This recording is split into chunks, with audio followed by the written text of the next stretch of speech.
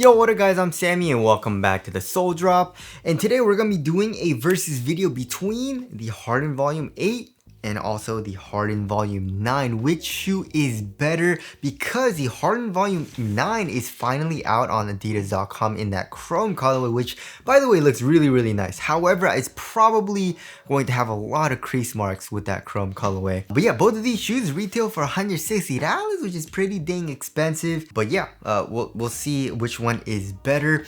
And yeah, if you guys do want to cop either of these shoes, I'll try to leave in the affiliate link in the description box. If you do choose to get either of these shoes, it does help me out if you buy it through the affiliate link in the description box. And also, a lot of you guys have been asking me what socks I've been wearing in all my videos. It's actually my brand. It's called Young Hone, and it's like an all-purpose sock, right? So I wanted something, a very comfortable sock where I can wear casually. It looks good. You know, I have really simple colorways, but also it has a lot more padding than normal everyday socks, right? Normal everyday socks have no padding. My sock has a little bit more padding than that, but also has less padding than basketball socks because you know you need a little bit more cushion, right? But if I want to wear basketball shoes casually, it's a little bit too thick, a little bit too much padding. So I wanted something a little bit less, right? So just a really nice all-purpose sock. Also, you can work out in it as well. So a link to that will be in the description box as well. But yeah, let's get it started off with the Tracciones, right? So yeah, it's literally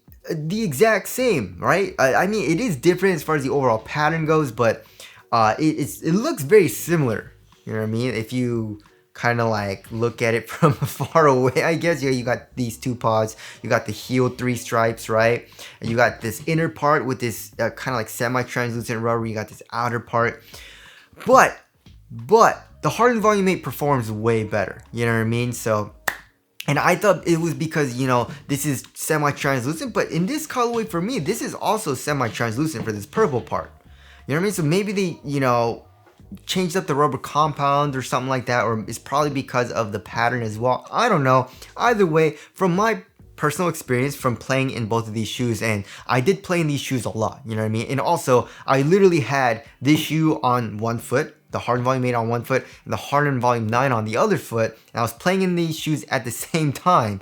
And yeah, it was just not as good for the traction performance as the Harden Volume 8, right? So yeah, on a clean court, however, you're gonna be good to go. I would say the Harden Volume 8 bites a little bit harder, but the Harden Volume 9 still has a really nice solid bite, right?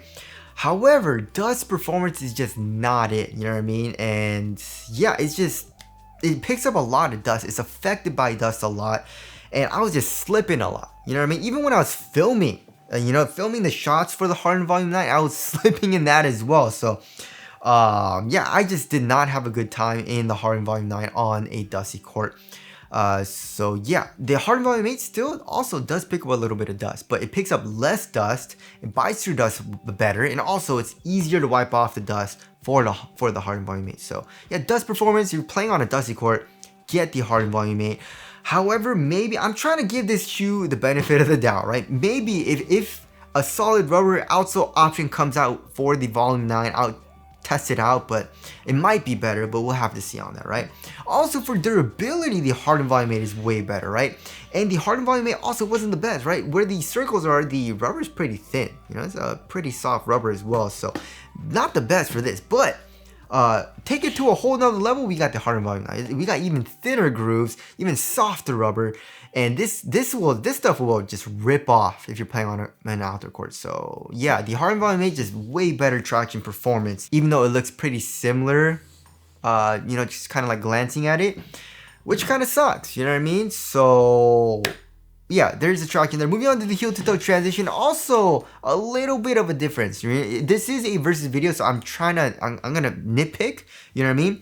Obviously, you know, it is a pretty similar type of feel. However, the Harden Volume 8 just feels a little bit better for the heel, right?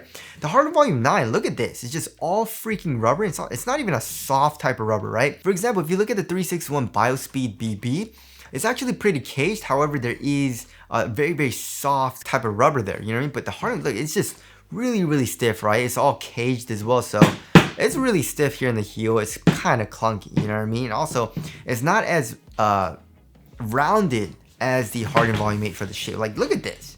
just a crazy rounded shape. And also, I mean, in the back of the heel, it is caged, right? But we do have foam here on the lateral side, which is a little bit softer. So yeah, the 8 is a little bit softer here in the heel. The forefoot, pretty much the exact same. We got a nice curved shape. And the Harden Volume 9, however, does kind of like bend a little bit more. It flexes a little bit more than the Harden Volume 8, right? The Harden Volume 8 is a little bit stiffer. I mean, once you break it in, it does get a little bit more like flexible, but it's still not as flexible as the Harden Volume 9, but not a huge deal because there is so much curve here in the forefoot.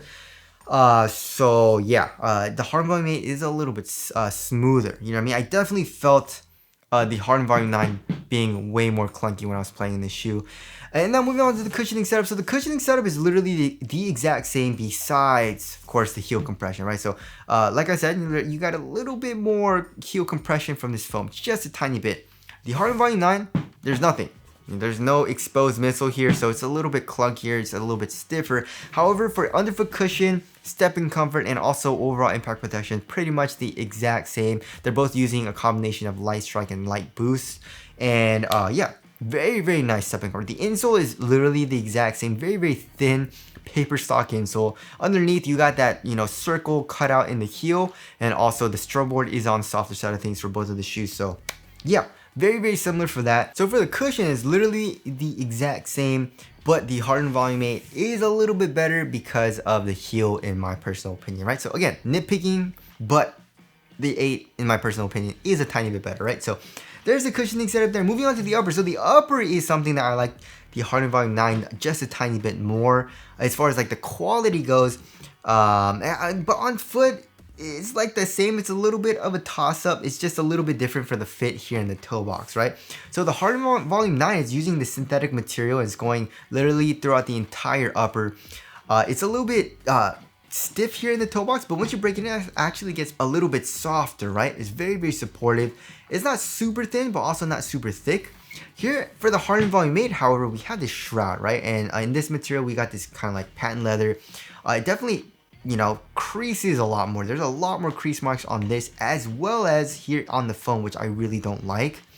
But it's a lot more open. You see how loose it is? So here in the toe box, you can literally feel the inner booty, this mesh inner booty. So it feels a little bit more forgiving here in the toe box than the Harden Volume 9. So there's a little bit of a difference there. But here in the midfoot, you know, the overall kind of like stiffness and structural rigidity is actually kind of similar. You know what I mean? They both have very, very good support there. But also the mesh inner booty is literally the exact same from the Harden Volume 8 to the 9. So that pretty much feels the exact same, right? You stretch it out, you slide your foot in, it feels like an extra sock. It feels very, very nice.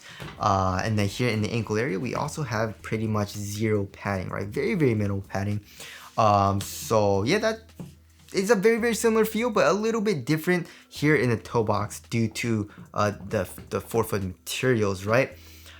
Which I would say, you know, it's a toss-up. You know what I mean? If you want something a little bit more forgiving, then get the Harden Volume 8. If you want something a little bit more kind of like tight here in the toe box, a little bit more supportive feeling right on top of your toes, then the Harden Volume 9 is the better option, of course, right?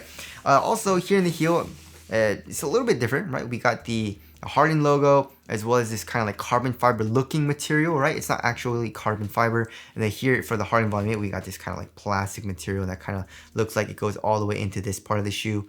So yeah, there is the upper there. Moving on to the fit. So I went true to size for the Harden Volume 8 and it feels very, very nice. Harden Volume 9, I went up half a size and it feels very, very nice, right? So there is a little bit of length. However, it is a nice snug fit here in the toe box, and width wise, it was actually not that bad for me.